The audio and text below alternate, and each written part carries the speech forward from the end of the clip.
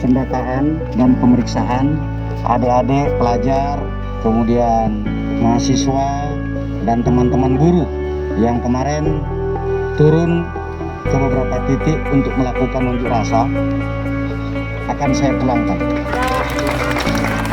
Galang Zulfikar, monggo silakan menjemput putranya. Sekali lagi Galang Zulfikar. Ada?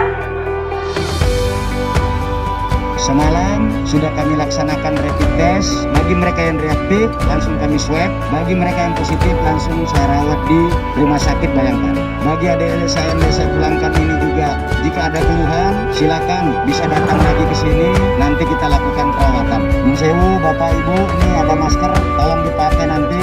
Sama ada beberapa vitamin. Nanti kalau pulang ke rumah anak-anak yang ikut demo ini supaya dikasih minum vitaminnya Pak, supaya imunnya dia tinggi.